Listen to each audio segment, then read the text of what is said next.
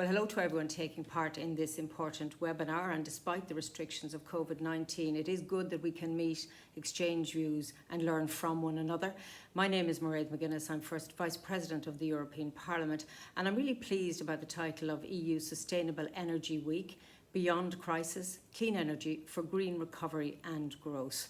I'm also a member of the Parliament's Environment Committee, where climate change is front and centre of everything that we do.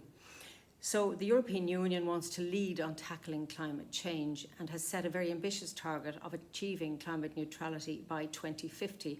And indeed, all member states are hoping to achieve that target individually as well as collectively at EU level.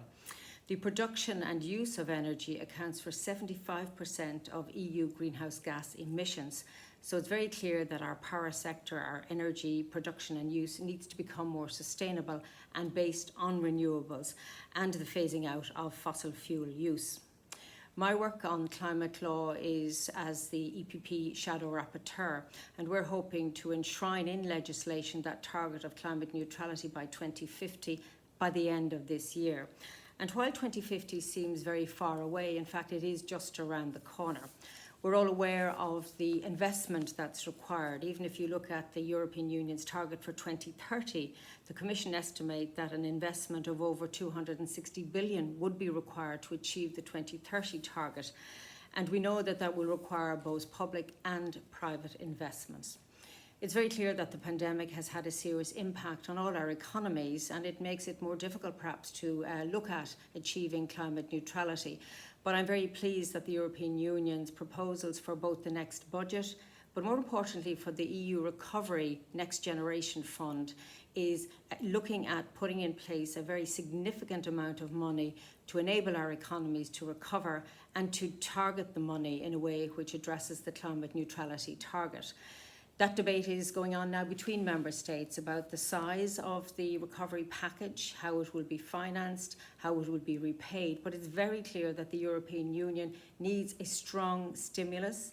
It needs it now in order to recover our economies, and we need to make sure that the money available both in the budget and in the recovery package is targeted at climate-friendly policies, boosts growth, boosts jobs in this sector of our economies. And then there is this important role for hydrogen, because all of us have known that the debate about hydrogen and its role in energy production has been going on for some time.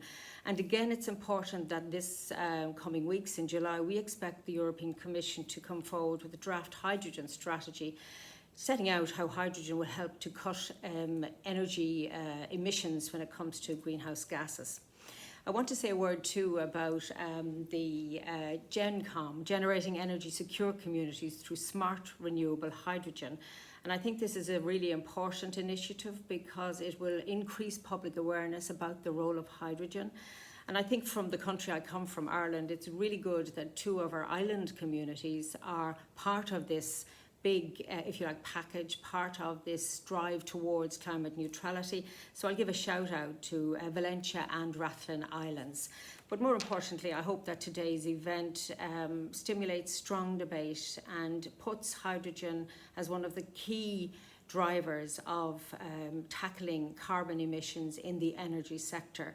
And we know that it's not just energy that needs to be decarbonised. All sectors of our economy are working towards achieving climate neutrality by 2050.